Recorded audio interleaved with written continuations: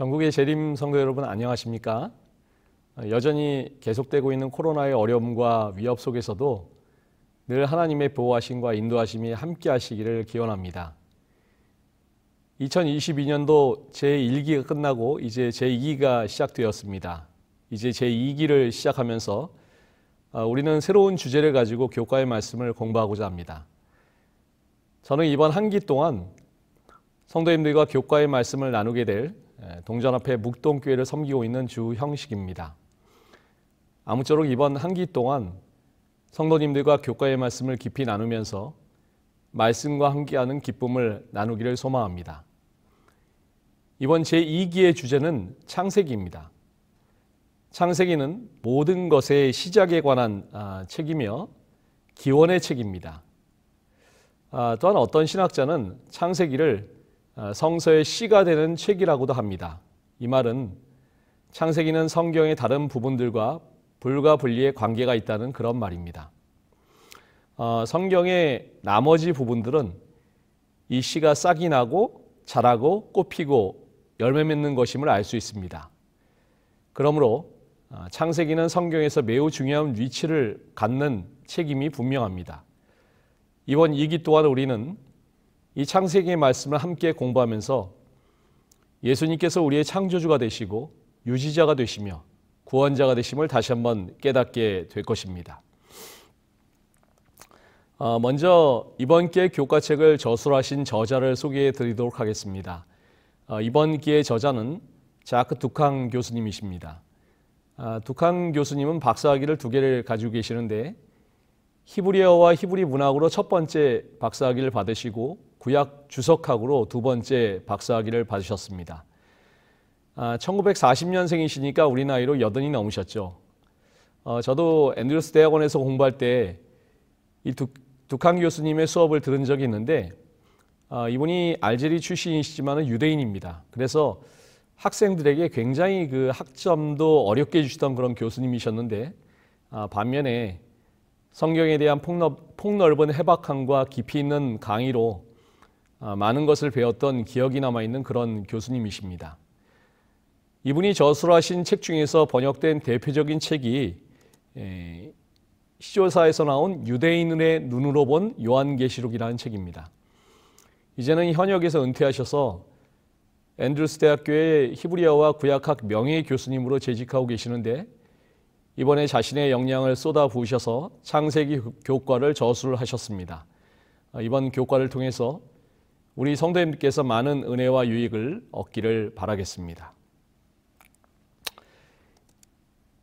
인류의 원수인 사단이 가장 미워하는 2 책이 있다고 합니다. 그것이 창세기와 요한계시록입니다. 왜냐하면 이 2 책이 사단의 몰락을 예언하고 묘사하고 있기 때문입니다. 창세기는 그를 몰락시킬 이가 누구인지를 예언하고 요한계시록은 그 몰락의 전 과정을 묘사하고 있습니다. 사단은 사람들이 그 사실을 알기를 원치 않았습니다. 그래서 사단은 사람들로 하여금 이 2 책을 읽지 못하도록 온갖 수책을 다 쓰는 것입니다.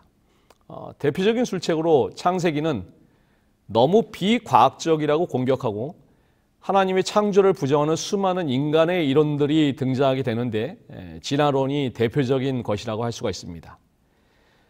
창세기를 한마디로 이야기한다면 성경의 위대한 서론이라고 정의 내릴 수가 있을 것입니다.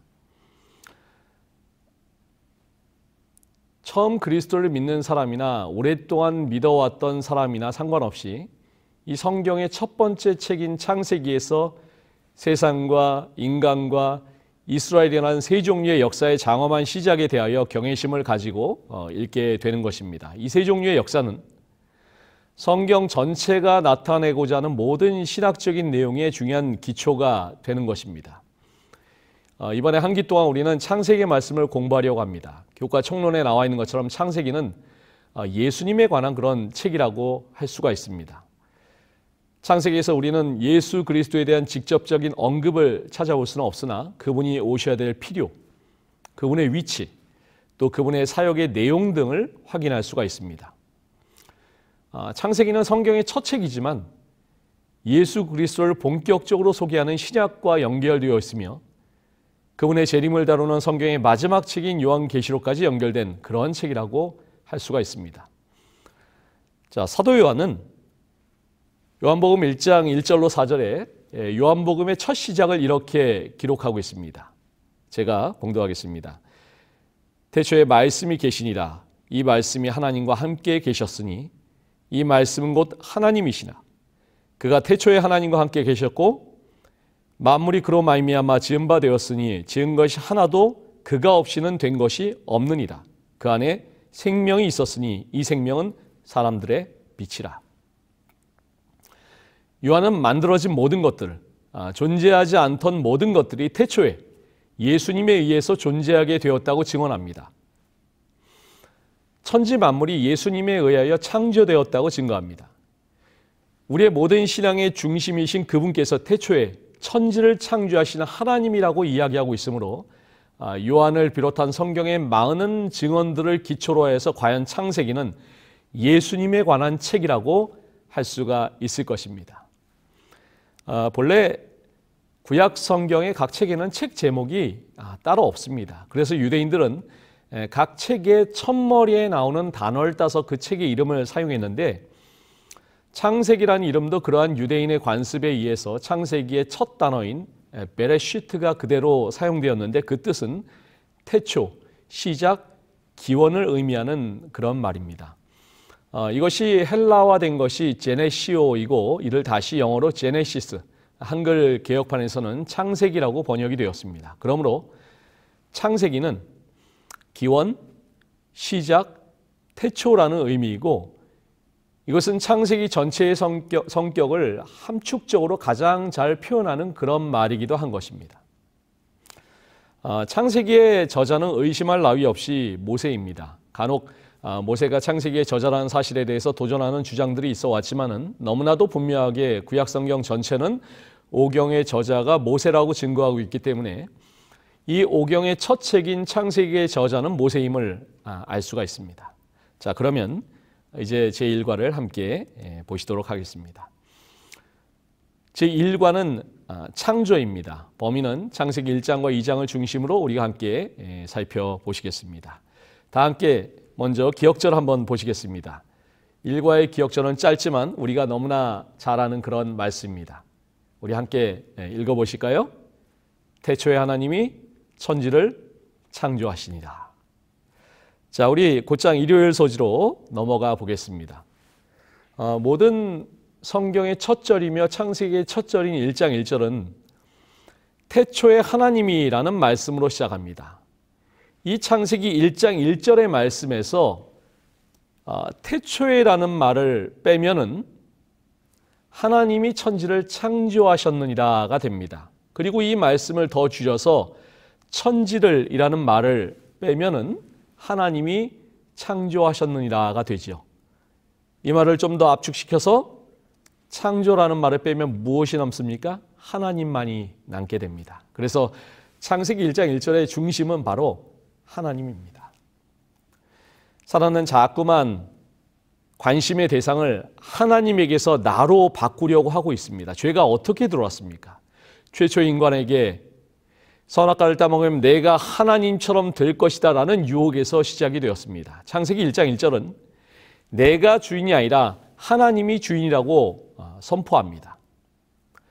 창세기 1장 전체로도 볼 때 주제는 무엇, what, 어떻게, how, 만들어졌는가가 아니라 누가, who, 어떤 분이 그것을 만들었는가라고 할 수가 있습니다. 따라서 창조에 관한 기록은 창조주가 되시는 하나님에 대한 강조로 시작하게 됨을 알 수가 있습니다. 일요일 소지에 보시면은 창세기는 두 가지의 다른 방법 혹은 다른 이름으로 하나님을 소개하면서 시작한다고 이야기하고 있습니다.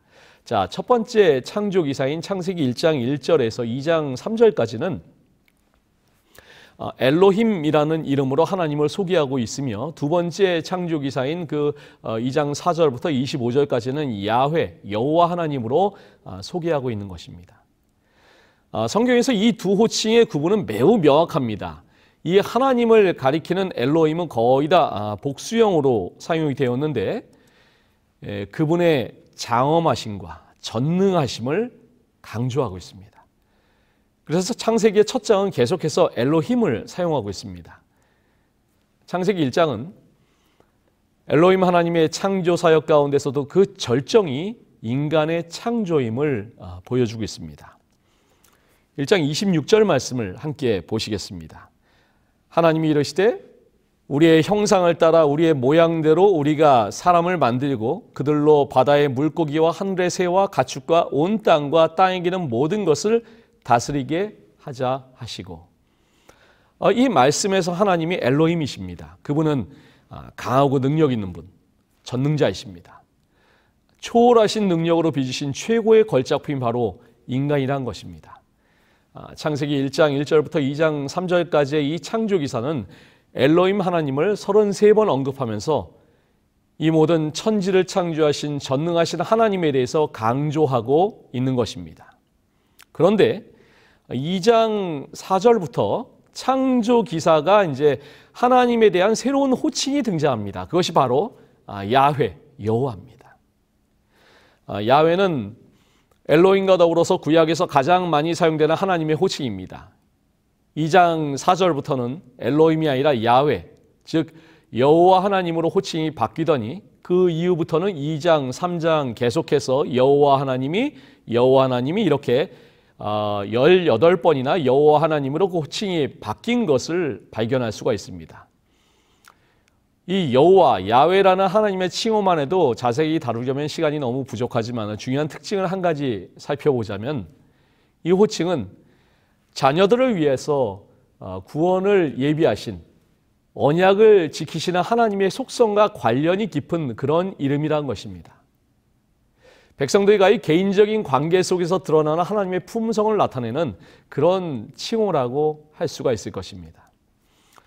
여호와 하나님께서는 백성들과의 관계 속에서 하나님의 구속하시고 붙들어 주시는 능력을 좀 더 충만하게 하시고자 복합으로 하나님 자신을 드러내셨는데요. 그 중에 몇 가지를 좀 살펴보시면은 여호와 이레, 여호와께서 준비하시리라 라는 말씀이 있습니다. 여호와께서 거기 계시다 라는 뜻의 여호와 삼마, 여호와는 나의 목자라는 뜻의 여호와 로이, 여호와는 나의 치료자라는 뜻의 여호와 로페, 여호와 우리의 의라는 뜻의 여호와 치드케노, 여호와는 평화라는 뜻의 여호와 샬롬. 이 모든 칭호는 일요일 소지에 나온 것처럼 나와 친밀하며 또 나와 개인적이시며 가까이 계시는 우리 하나님을 드러내는 칭호라고 할 수가 있을 것입니다. 시편 100편 1절로 3절 말씀을 함께 보시겠습니다. 온 땅이여 여호와께 즐거운 찬송을 부를지어다. 기쁨으로 여호와를 섬기며 노래하며 그의 앞에 나아갈지어다. 여호와가 우리 하나님이신 줄 너희는 알지어다. 그는 우리를 지으신 이요 우리는 그의 것이니 그의 백성이요 그의 기르시는 양이로다. 자, 일요일 소지의 질문은 이 말씀 가운데 나타난 창조주 하나님을 향한 인간의 반응은 무엇이며 왜 그런가라는 것입니다. 시편은 총 5권으로 이제 크게 분류할 수가 있는데 시편 100편은 그 중에서 제4권에 해당합니다. 이 제4권의 핵심 주제는 여호와는 우리의 왕이시며 왕이신 하나님께서 베푸신 은혜에 감사와 찬송을 올립니다 라는 그런 주제입니다. 이것이 오늘 우리가 여호와 하나님께 예배를 드리는 근거인 것입니다. 우리가 예배 때마다 부르는 송영 13장 만복근원 주 하나님은 바로 이 시편 100편을 근거로 하고 있는 것입니다. 창세기의 창조기사에 나타난 하나님의 이 두 가지 모습, 즉 엘로힘 하나님의 위대하심과 그분의 능력을 깨닫고 또한 동시에 우리에게 개인적으로 친밀하게 다가오시는 여호와 하나님을 의지하고 의존해야 될 것을 말하고 있는 것입니다. 이러한 그 예배자의 마음가짐을 또한 하박국 선지자는 하박국 3장 18절에서 나는 여호와를 인하여 즐거워하며 나의 구원의 하나님을 인하여 기뻐하리로다 라고 이렇게 말씀으로 표현하고 있는 것입니다. 우리는 하박국 선지자처럼 비록 무화과 나무가 무성치 못하고 포도나무에 열매가 없고 감람나무에 소출이 없으며 밭에 식물이 없고 우리의 양이 없고 외양간에 소가 없어도 여러 가지 세상에 많은 어려움과 환난과 시험이 있어도 정말 이 3년째 계속되는 코로나의 어려움으로 우리의 직장과 가정과 교회에서 많은 어려움이 있어도 우리의 하나님에 대한 예배를 그치지 말아야 되는데, 왜냐하면 나와 개인적으로 친밀하게 교제하시는 여호와 하나님께서 내 곁에 계시고 또한 나를 구원하시는 전능하신 우리의 엘로힘 하나님이 계시기 때문에 그로 인해 즐거워하며 기뻐한다는 것입니다. 창세기의 창조기사는 하나님의 이 두 가지 모습을 이러한 호칭을 통해서 우리에게 제시하여 주고 있으며, 우리는 우리의 창조주 하나님께 경배드릴 때 이러한 마음가짐으로 하나님께 경배를 드려야 할 것입니다. 자, 이제 월요일 소지로 넘어가 보겠습니다. 창세기 1장에는 하나님의 창조 기사 중에서 총 7번의 좋았더라라는 그런 말씀이 등장합니다. 여기 보시면 창세기 1장 4절, 10절, 12절, 18절, 21절, 25절, 31절 이렇게 총 7번의 하나님께서 보시기에 좋았더라라는 그런 말씀이 등장을 합니다. 하나님께서 엿새 동안 창조하신 세계의 순서와 체계를 살펴보면은 특별한 질서와 계획이 있음을 명료하게 알 수가 있습니다. 하나님의 창조 사역은 첫 3일과 둘째 3일로 구분할 수 있으며 그 완성은 제7일의 안식으로 마무리가 됩니다. 첫 3일은 창조의 공간을 설정하시고 후의 3일에는 각각의 공간에 상응하는 창조물을 채워 넣으십니다. 첫 사흘 동안 빛과 궁창과 물을 만드시고 후의 3일 동안에는 빛을 주관하는 해와 달과 별, 또 공중의 새와 물속의 물고기와 땅에 사는 동물과 사람을 창조하십니다. 이런 창조의 계획과 질서는 각기 종류대로 또 저녁이 되며 아침이 되니 보시기에 좋았더라 라는 이 반복되는 구절과 함께 일정하게 배분되어 있음을 볼 수가 있습니다. 하나님께서 세상을 창조하실 때 성경은 모든 것이 질서 있고 조화롭게 또 창조되었다고 말씀합니다. 창조주께서는 각날의 창조가 마칠 때면 6차례에 걸쳐서 보시기에 좋았더라 라고 말씀하셨고 31절에서 한 번 더 말씀하시면서 질서와 조화의 창조 세계를 치하하셨습니다. 하나님의 창조는 하나님 보시기에도 정말 좋았습니다. 창세기 1장의 이 선포는 천지와 만물 그리고 모든 존재하는 것이 본질에서 선하다는 것을 의미하는 것입니다. 그런데 이 보시기에 좋았더라라는 기사는 단지 하나님께서 만드신 창조물을 바라보시고 나의 작품에 만족한다는 그런 의미로서만 이해를 해야 될까요? 저는 이제 목회를 처음 나와서 본부교회에서 인턴을 마치고 이제 결혼을 해서 강원도 태백에 있는 철암교회라는 곳에 발령을 받아서 교회를 섬기면서 신혼생활을 시작했습니다. 그리고 거기서 큰아이가 출생을 했습니다. 큰아이가 출생할 때가 25년 전이지만 지금도 그때의 기억이 생생합니다. 아내의 배가 점점 불러오면서 이 아기가 세상에 태어났을 때 필요한 것들을 하나씩 장만하기 시작합니다. 옷을 사고 양말을 사고 기저귀를 사고 놀이기구를 사는데 상점에 들려서 아내와 함께 이것저것을 보면서 가장 좋은 것을 골라서 삽니다. 또한 아기를 위한 선물을 받기도 합니다. 그 선물을 받아서 이렇게 풀어보면 정말 얼마나 예쁘고 좋은지 너무 마음이 기쁘고 행복합니다. 지금도 기억나는 것은 양말을 선물로 받았는데 그 양말이 제 손가락에 들어가요. 그래서 제 손가락에 이렇게 끼워서 만삭의 뱃속에 있는 그 아기를 보면서 제 손가락에 쏙 들어가는 양말, 그리고 잠시 후에 만날 아기가 신을 것을 생각하는 이 부모의 마음. 여러 신학적인 해석들이 있을 수 있지만 저는 하나님이 보시기에 좋았더라라는 말씀을 이렇게 이해하고 싶습니다. 이 말씀은 하나님의 창조의 최고의 걸작품인 인간을 위해서 가장 좋은 것으로 공급해 주시는 하나님의 선하심이 놀랍도록 배어 있다는 것입니다. 그 존재 자체의 선함을 넘어서 우리의 필요를 채워주시며 우리에게 유익한 것을 기뻐하시고 좋다고 하시는 우리 하나님은 자신의 자녀에게 가장 실제로 필요하고 유익한 것을 안겨주시면서 도리어 기뻐서 미소 짓는 아버지가 되심을 성경이 말해주고 있는 것이 아닐까요? 우리 하나님의 마음은 인간의 유익과 행복을 가장 좋은 것으로 여기시는 아버지의 마음이신 것입니다. 그래서 인간 앞에 모든 것이 제공된 창세기 1장 31절에서 하나님은 한 번 더 보시기에 힘이 좋았더라라고 외치신 것입니다. 사람을 위해 최상으로 갖추어진 세상, 빛과 공기, 땅, 바다, 식물, 어리와 조류, 짐승, 사시사철의 변화, 우주의 질서와 조화, 이 모든 것이 사람을 위해서, 사람의 유익을 위해서 질서정연하게 운행되도록 창조하신 것입니다. 세상이 적자 생존의 법칙에 의해서 진화하였다고 이런 주장을 믿는 이들의 세계관이 어떻습니까? 세상을 정말 치열한 생존 경쟁의 장으로 바라봅니다. 진화론의 확산이 너무 강력해서 기독교계에서도 이를 인정하라는 강력한 요청으로 생겨난 것이 바로 유신론적 진화론입니다. 하나님께서 창조하셨으되 이 진화론적인 방법도 사용하셨다라는 그런 것입니다. 이 유신론적 진화론의 가장 강력한 타겟이 바로 창세기 1장입니다. 그런데 이 유신론적 진화론의 치명적인 맹점이 무엇이냐면 하나님이 보시기에 힘이 좋았더라라는 말씀을 설명할 수가 없는 것입니다. 왜 그렇습니까?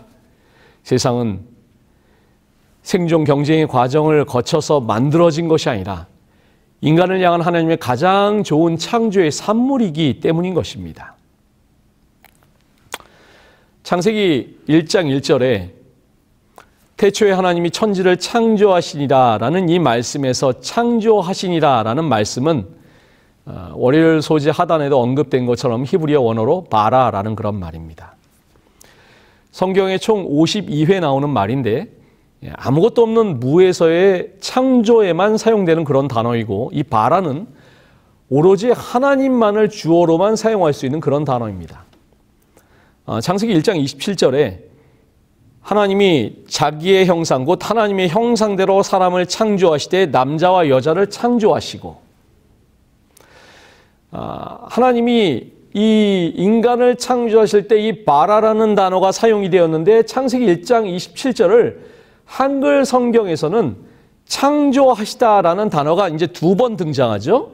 그런데 성경의 원문은 물론이고 영어 성경에서도 보시면은 창조하시다라는 단어가 3번 등장합니다.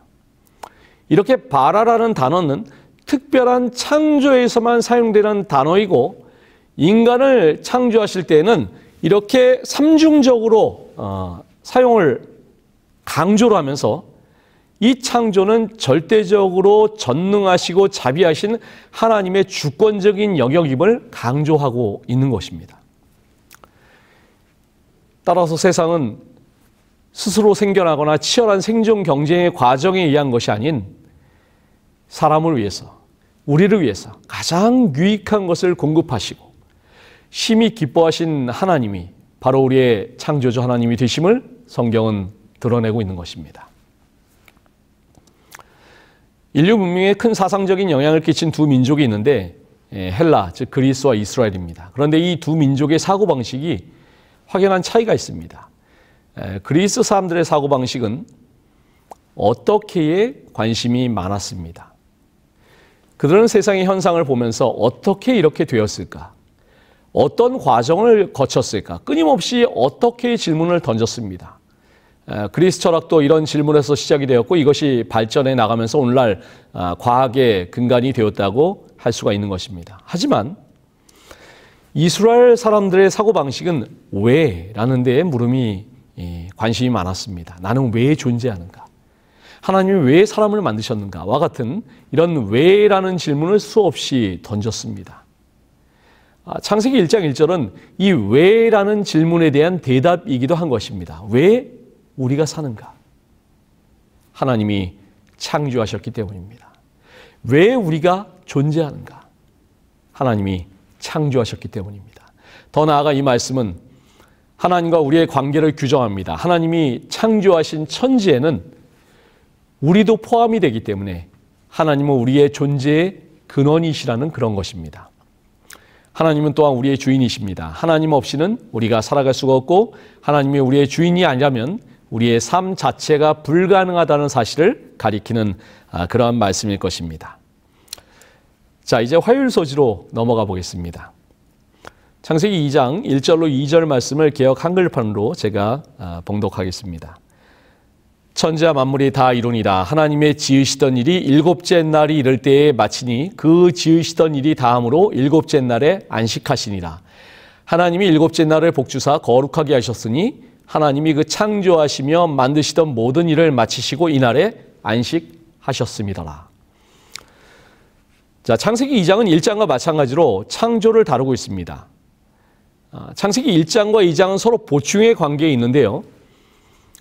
1장에서는 초월적이고 전능하신 능력으로 세상을 창조하신 엘로힘 하나님을 보여준다면 2장에서는 친히 찾아오셔서 함께 하시는 여호와 하나님으로 나타나는 것입니다. 창세기 2장 1절로 3절 말씀을 보시면은 하나님이 3번 등장합니다. 또한 일곱째 날도 3번 등장하죠. 이렇게 성경은 어떠한 것을 강조하기 위해서 3번씩 반복하는 경우가 많이 있습니다. 하나님과 일곱째 날이 이렇게 3번씩 반복된 것은 하나님의 안식도 창조의 완성의 범위 안에 들어간다고 하는 것을 보여주는 것입니다. 자, 또한 이 말씀을 보시면 하나님이 일곱째 날을 복주사 거룩하게 하셨으니, 일곱째 날 안식일은 다른 날과 같지 않게 복을 받았습니다. 그로 인해서 이날은 특별한 날이 되었습니다. 하나님은 이날을 다른 날과 구별하여 거룩하게 만드셨습니다. 휴식하는 날의 거룩함을 이 일곱째 날에 부여하신 것입니다. 또한 하나님께서는 당신 자신께서 창조하시며 만드시던 모든 일을 마치시고 안식하심으로 인간을 위한 모본을 보여주셨습니다. 자, 여기 부좌선자 336페이지에 있는 말씀을 함께 보실까요? 안식일은 그분의 존재에 대한 계속적인 증거이며 그분의 위대하심과 그분의 지혜와 그분의 사랑을 상기시켜주는 방편이다. 안식일이 항상 신성하게 준수되어 왔다면 무신론자나 우상숭배자가 결코 생겨날 수 없었을 것이다. 자, 출애굽기 20장 8절로 11절에서 인간에게 주신 넷째 계명과 이 창조의 기사는 어떻게 조화를 이룰 수가 있을까요? 하나님께서 이렇게 친히 모본을 보여주셨기 때문에 일하는 6일과 안식하는 일곱째 날의 순서는 모든 인간이 일곱째 날 제7일에 안식함으로 하나님의 형상에 참여해야 함을 나타내는 그런 것입니다. 하나님의 형상을 따라 만들어진 사람이 모본을 보여주시는 하나님을 따르라는 초청을 하나님께서는 이 넷째 계명을 통해서 다시 한번 말씀하고 계시는 것입니다. 3절에 모든 일을 마치시고 이날에 안식하셨음이더라 해서 마치다라는 그런 말은 완성하다라는 의미를 가지고 있습니다. 또한 이 안식하다라는 말에 사용된 사바트는 중단하다라는 의미를 포함하고 있는 것입니다. 그래서 이 안식은 정말 피곤해서 어쩔 수 없이 쉬는 그런 안식이 아니라 창조주께서 부족함이 없는 완전한 쉼을 피조물들에게 제공하신다는 그런 의미를 담고 있습니다. 하나님께서 인간에게 특별한 시간을 내주셨다는 그런 의미입니다. 엿새 동안 하나님은 일을 완성하셨고 제7일에는 중단하셨습니다. 이 중단은 안식 개념에 있어서 대단히 중요한 것입니다. 오늘날 현대인들은 잘 쉬지를 못합니다. 창세기 저자는 노동의 중단을 통한 하나님의 안식을 강조하고 있는데 하나님의 안식하셨다는 표현을 거듭해서 함으로 하나님의 안식을 강조하고 있습니다. 하나님께서 그러하신 것처럼 우리도 제7일에는 안식해야 되는 것입니다.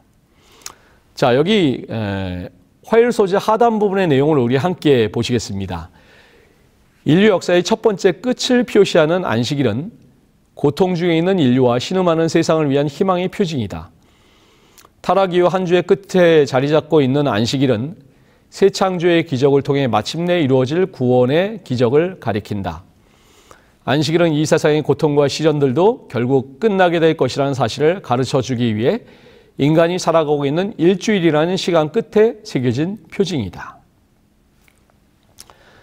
우리는 안식일을 통해서 하나님께서 우리에게 부여하신 기독교적인 세계관을 가질 수가 있는 것입니다. 우리 성도님들, 기독교적인 세계관이 무엇입니까? 하나님의 완벽한 창조와 그 다음에 이어지는 인간의 타락과 저주와 그리고 그리스도의 구속을 통한 완벽한 세계의 성취를 말하는 것입니다. 아직도 인간의 타락과 저주 가운데 살아가는 오늘 우리에게 있어서 장래의 소망이 무엇입니까? 죄로 인해 잃어버린 하나님의 완벽한 세계가 다시 성취되는 것이고 이것은 곧 창조의 확신과 직결되는 것입니다.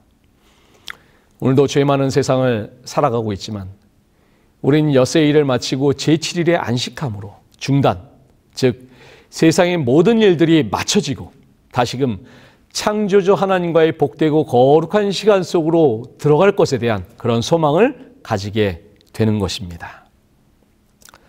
자, 우리 수요일 소지를 보시겠습니다. 인간의 창조입니다. 다윗은 시편 8편에서 세상을 창조하실 때 인간에 대한 하나님의 돌보심에 감격하면서 이렇게 찬양합니다. 사람이 무엇이간데 주께서 저를 생각하시며 인자가 무엇이간데 주께서 저를 권고하시나이까. 자, 다윗이 창세기 1장 26절, 27절의 말씀을 묵상하면서 감동을 받아 이 말씀을 기록하지 않았나 그런 생각이 듭니다. 1장 26절, 27절 말씀이 어떻습니까?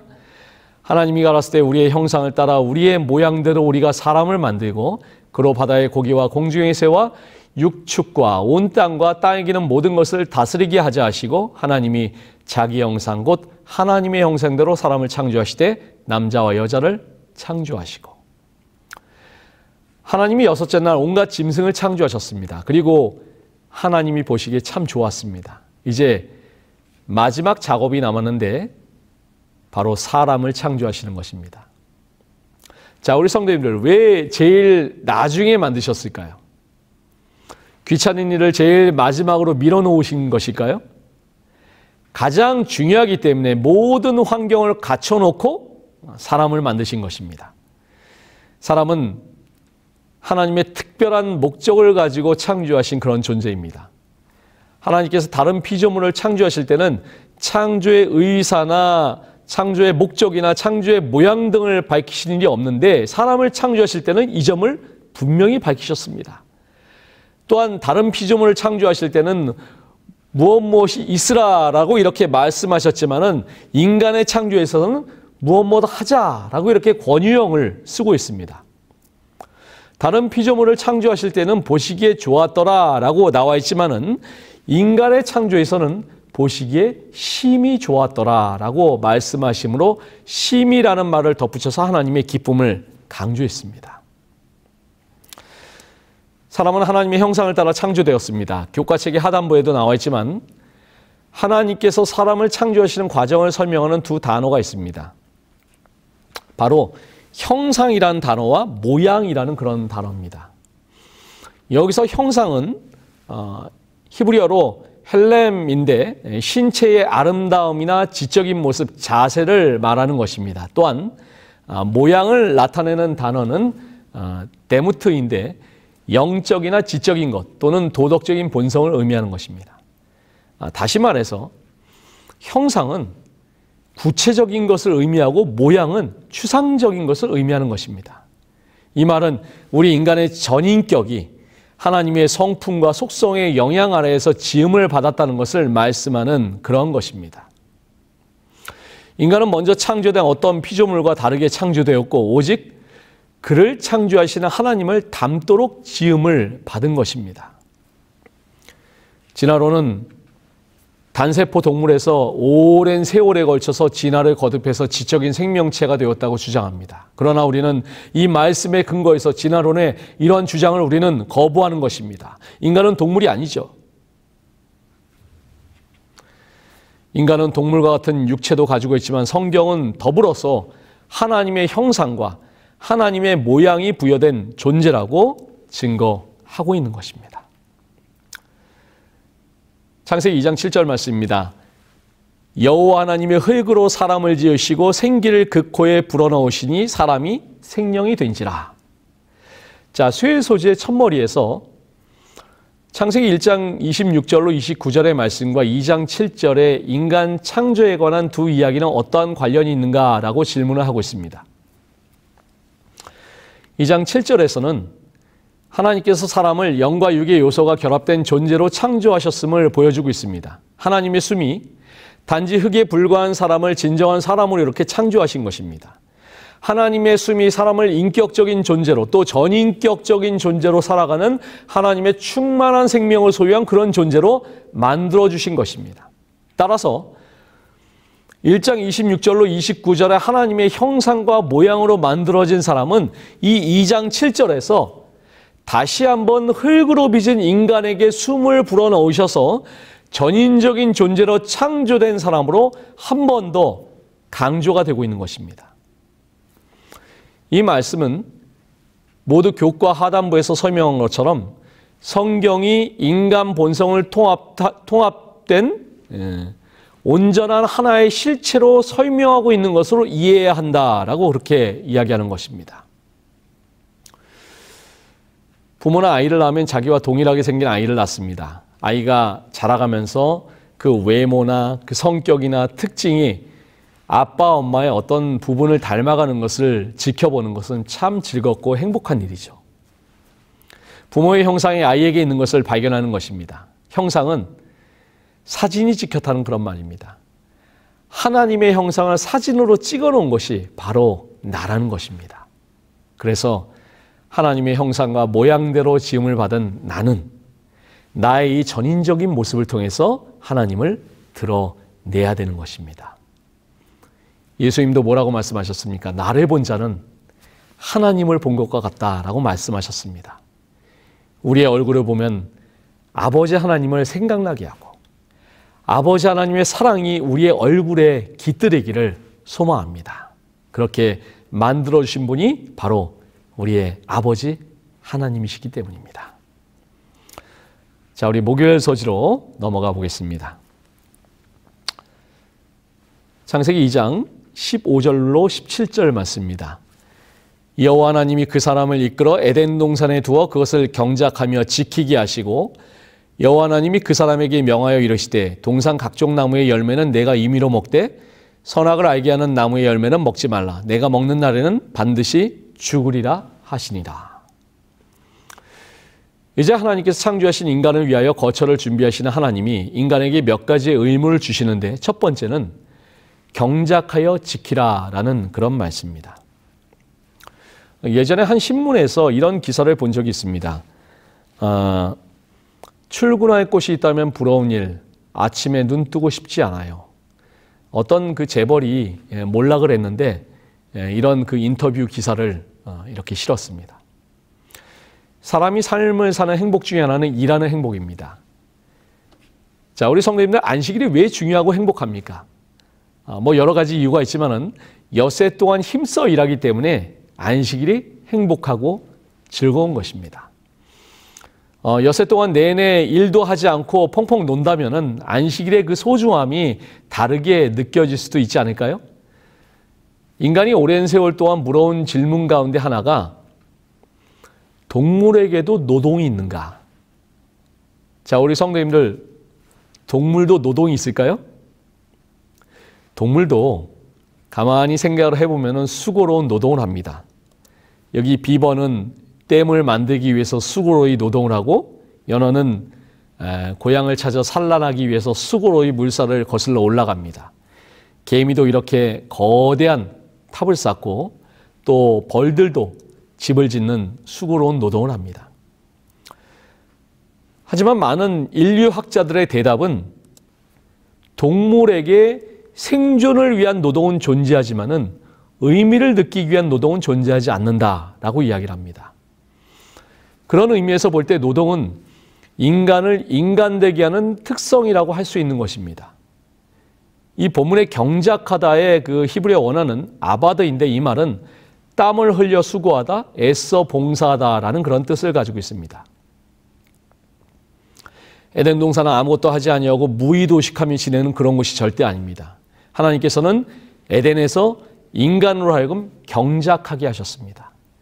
다시 말하면 수고하고 애를 쓰며 서로에게 봉사하는 삶이 에덴의 주된 삶이었습니다. 흔히들 성경을 잘못 오해하는 것 중에 하나가 인간의 죄로 말미암아 노동을 하는 형벌이 주어졌다는 것입니다. 자, 여기 창세기 3장 17절 말씀 한번 보시기 바랍니다. 아담에게 이르시되 내가 내 아내의 말을 듣고 내가 너더러 먹지 말라 한 나무의 실과를 먹었은즉 땅은 너로 인하여 저주를 받고 너는 종신토록 수고하여야 그 소산을 먹으리라. 자, 이 말씀을 그냥 읽으면은 노동의 노동이 그 형벌의 대가라는 인상을 받을 수가 있습니다. 하지만 분명한 사실은 인간이 범죄하기 전에 하나님께서는 수고로 일하는 노동을 명령하셨다는 그런 사실입니다. 타락 이전에도 노동은 존재했습니다. 자, 그러면 타락 이전의 노동과 타락 이후의 노동은 어떠한 차이가 있을까요? 그것은 즐겁고 행복해야 될 노동이 괴로운 노동이 되었다는 것입니다. 이것이 타락과 범죄의 결과인 것입니다. 하나님께서는 그것을 다스리라는 분명한 사명과 함께 그것을 에덴에 두시고 그것을 지키라라고 이렇게 말씀하셨습니다. 지키는 것은 돌보는 일을 가리키지만 또한 자신의 의지를 유지하는 일도 가리키는 그런 말입니다. 이 의지의 부분이 유혹될 가능성이 있기 때문에 하나님께서는 지키는 것이 필요하다고 그렇게 말씀합니다. 지키기 위해서 무언가 기준이 필요합니다. 그 기준은 인간에게서 나오는 것이 아니라 하나님의 명령과 가르침이 되는 것입니다. 인간은 이 의무에 있어서 자유의지를 활용할 기회를 하나님께 부여받은 것입니다. 자, 두 번째 인간의 의무는 음식과 관련이 되어 있습니다. 에덴을 경작하여 지키라고 명령하신 다음에 주어지는 의무는 동산 안에 각종 나무의 모든 열매를 자유롭게 먹되 다만 한 그루의 나무 열매는 먹지 말라고 명하십니다. 사실 이 대목에서 많은 사람들이 질문을 던지죠. 하나님께서 왜 선악을 알게 하는 그 열매를 만드셔서 이렇게 인간을 고통스럽게 하셨냐고요. 자, 우리 성도 여러분, 이 선악과는 도대체 정체가 무엇일까요? 왜 선악과라고 할까요? 이 열매는 그 열매 자체에 어떤 독이 있거나 성분이 들어있는 것이 아니라 먹지 말라. 그 실과를 먹는 날에는 내가 정령 죽으리라고 말씀하셨기에 의미가 부여된 것입니다. 그 나무가 선악을 알게 하는 나무라고 하는 것은 먹지 말라고 하신 말씀에 순종하여 먹지 않으면 선이 되고 불순종하여 먹으면 악이 되는 것이기에 그렇게 부른 것입니다. 이 열매는 인간은 오직 하나님을 의지하고 하나님의 말씀에 순종하여 사는 존재임을 항상 인식시켜주는 그런 것입니다.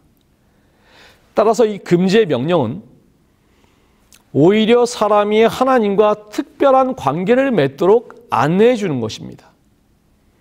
이 금지를 통해서 인간이 하나님께 순종하고 이 금지를 통해서 인간이 오직 하나님만 의지해서 사는 존재임을 드러내는 것입니다. 천연계에도 법칙이 있듯이 하나님과 사람 사이에도 법칙이 있는 것입니다. 이것이 태초에 인간에게 주어지는 이 선악과였습니다. 그리고 나중에 이것은 십계명으로 다시금 주어지게 되는 것입니다. 따라서 이 선악과나 십계명 모두 그 본질은 단순히 지키냐 지키지 않느냐의 문제가 아닙니다. 그것은 우리 하나님과 인간의 관계에 있어서 전적으로 내가 그분을 의지하고 전적으로 그분을 순종하느냐에 뿌리를 두고 있는 것입니다. 이제 금요일 더 깊은 연구를 위해 함께 보시겠습니다. 교과책에 나와 있는 교육 128페이지의 말씀을 함께 보시겠습니다. 천연계라는 책과 하나님의 계시인 성경은 둘 다 같은 창조주의 마음을 담고 있으므로 서로 일치할 수밖에 없다. 그것들은 서로 다른 방법들과 다른 언어들을 가지고 동일한 위대한 진리를 증거한다. 과학은 끊임없이 새로운 경이로운 것들을 발견하고 있다. 과학의 탐구로 발견되는 것은 그것이 바르게 이해된 한은 거룩한 계시인 성경과 조금도 모순되지 않는다. 천연계의 책과 성경은 서로 빛을 비추고 있다. 누군가 이런 말을 했습니다. 창세기 1장 1절을 진실로 믿는 사람이라면 나머지 성경의 어떤 부분이든 다 믿을 수밖에 없다. 오늘 2022년 2기 제1과를 마치면서 우리 성도님들께서 꼭 기억하시길 바라는 것은 창세기는 처음의 책이면서 시작의 책입니다. 하나님의 백성이 어떤 존재이며 어떤 삶을 살지를 기대하시는지를 보여주는 그런 책입니다. 과거의 모습이지만 현재 우리가 살아가야 될 모습이며 미래에 우리가 이루어야 될 그런 모습이기도 한 것입니다. 하나님이 우리를 창조하심으로써 비로소 이야기가 시작되었습니다. 그러므로 하나님이 우리의 주인이심을 기억해야 합니다. 하나님 없이는 우리의 삶은 헛것이란 것을 기억하고 하나님의 주권을 인정해야 되는 것입니다. 더 나아가 하나님이 온 우주의 왕이심을 기억하고 또한 우리를 구원하셨고 그 하나님이 나의 하나님이며 우리와 함께 하심을 기억하며 어떤 상황에서도 믿음을 잃지 않기를 기도하시기를 바라면서 2022년 제2기 1과의 교과 해설을 마치겠습니다. 감사합니다.